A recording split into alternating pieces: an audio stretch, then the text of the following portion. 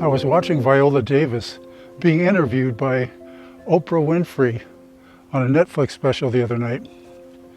And she said that she grew up in a really very poor situation, and she worked all of her life to become this great actress.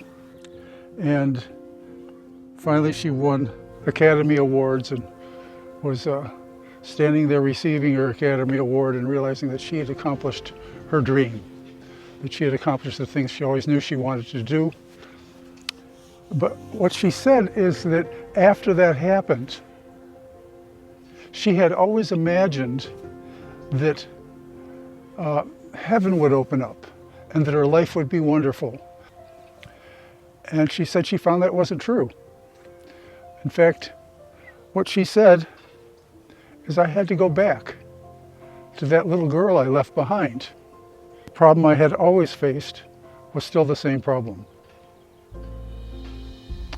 You know, I've spent a lot of my life guilty of the same thing, thinking that if I only had, you know, a certain amount of income, or if I only had a certain kind of relationship, or if I had the house, or if I had the car, or if I had this education, or if I had these skills, or I had this type of job, if I had these things, that somehow my life would then be transformed, that somehow I would be transformed, and that I would experience life in a way that I knew that I could, in a way that I really wanted.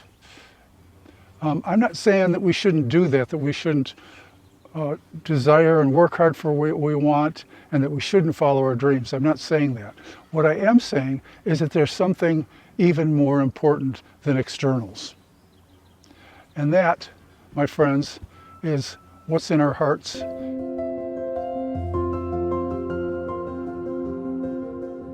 Hi, I'm Jim Cutzinger. Prashada is a soulful way of life dedicated to healthy living and authentic relationships. Our inner life is very too easily overlooked. We get hypnotized. I've gotten hypnotized. We get enthralled with the world and with the things of the world and the accomplishments and the ways of the external world. And we do so sometimes at the risk of our own inner life. What's in our hearts and what's inside of us, and how do we share that with each other? Our inner life is the subjective life. It's the immeasurable things. It's not having experience, oh, I went skiing and then I went here and did that, and then I talked to so-and-so and then I worked this job or I did this. It's not about those things so much as it's about what's going on inside, the felt sense of it, the joy or the anticipation, the immeasurable things that you can't measure because you can't see them and you can't count them. But this thing that is in us, I call it being soulful. Being soulful is having feeling and being connected to something inside yourself in a way that's sustaining and also centering. Because I know I want to live my life more from a place of being connected inside and from the experience that's inside of me, what I'm experiencing inside of me, being connected into this world and being part of, and it's really the heart of the experience is what we feel inside. Because really, when you think about, oh, if I just had this job, or if I just had this dream I'm trying to accomplish, what should we imagine is a felt sense in the body, like Viola Davis said. She thought that that she would be in heaven, and that the world would open up and her life would be grand, you know. In a lot of ways it was, but she was still left with the inner life, with the inner experiences and the inner way we are with ourselves. It's about what kind of relationship do I have with myself? How am I inside with myself? And that's a big question, because now we're talking about values and what we believe and what we think is right and wrong, and how we direct ourselves and how we call ourselves forward to move out into the world, and how we want to behave and what we want to do. How do I see myself? How do I treat myself? How do I think about myself? How do I feel about myself, and how much importance do I give to that feelings? Do I value my imagination, my wants and my desires? Do I have a rich inner life that that informs me and that reveals to me more of who I am. Am I living my life from the inside enough? Am I living the life from how I truly feel and what's important to me, what I really value?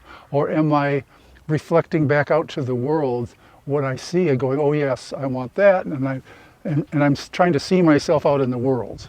What I want to focus on here today is this relationship we have with ourselves. Also, how can we bring that to others? Because the inner life is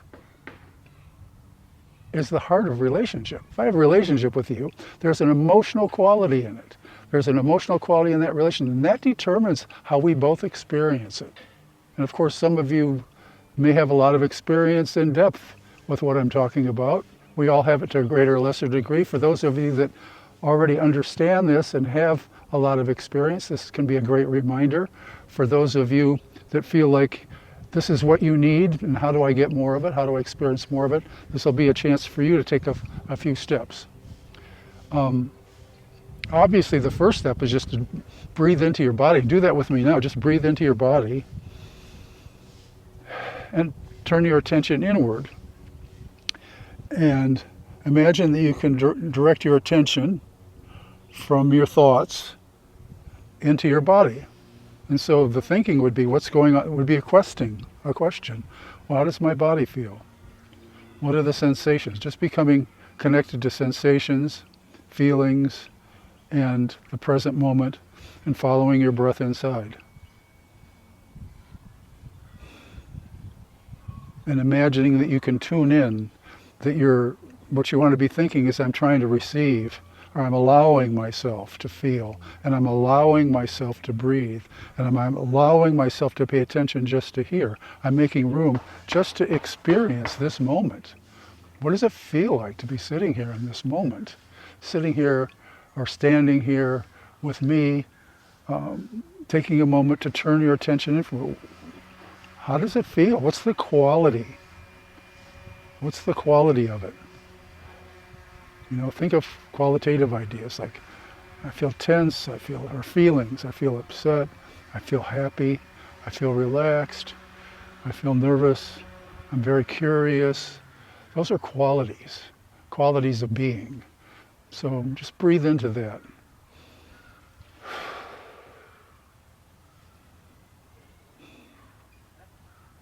And so I know in my life, I take a lot of time to do physical things. I do physical things, and with people, I try to do some physical things. When I talk to you, I try to move my body. I try to be engaged, I try to put myself into the thing from the inside. I try to put myself into this, like I need to put myself into this talk. From the passion and what's really true and what's alive inside of me is what I need to share in this talk, so that you can hear me doing it, you can see me doing it, and to understand, and you can understand that I'm calling that forth in you, and that we want to bring that into our relationship with each other, that we can wake up and get connected to what's inside and not be so hypnotized and so drawn into the world and finding ourselves there, but finding ourselves in here, and then being able to do that together.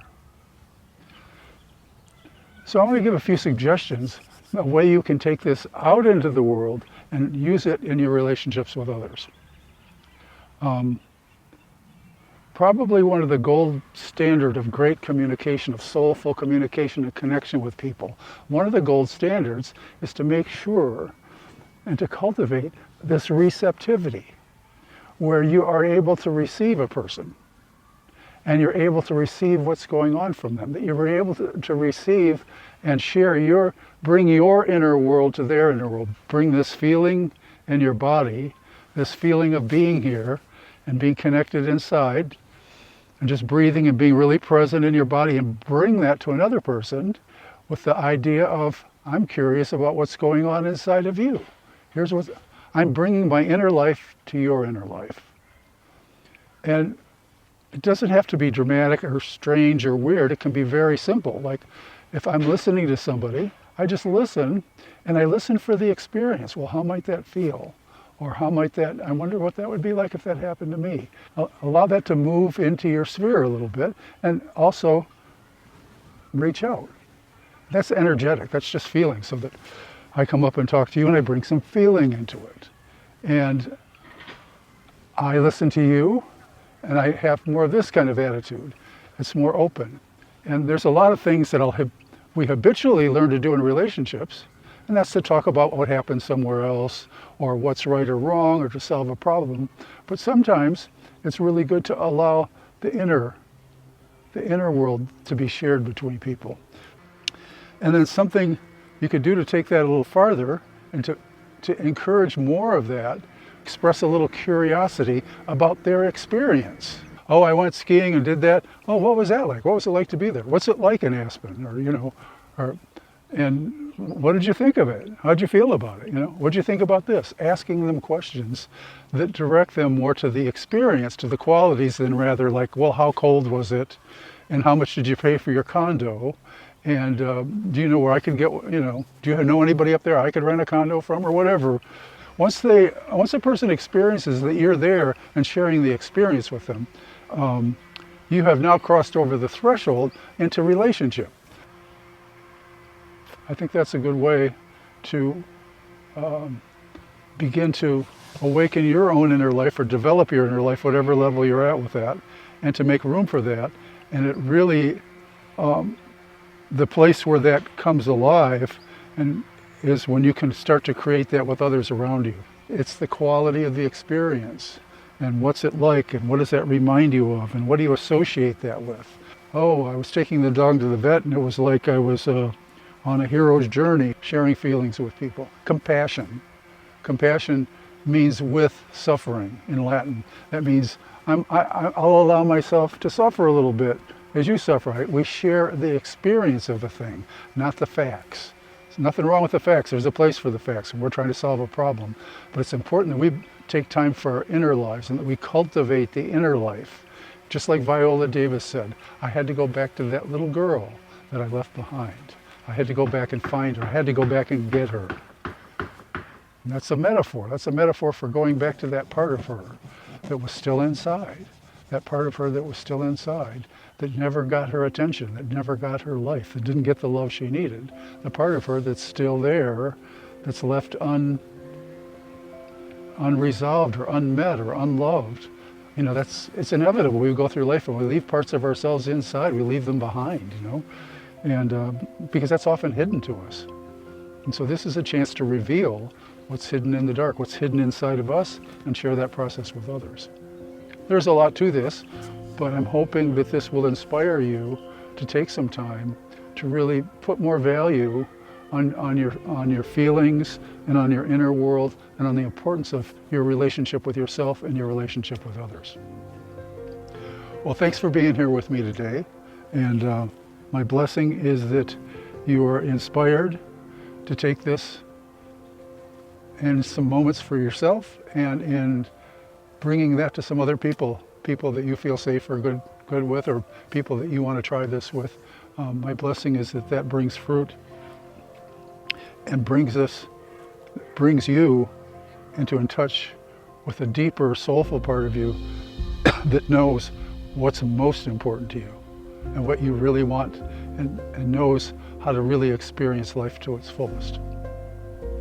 So I'm Jim Kutzinger. Just a reminder, Prashada is a soulful way of life dedicated to healthy living and authentic relationships. Just take a look down below for other resources. If you want to follow up on this, just check down below in the information, and you can find other ways to stay connected. Thank you very much. Take care.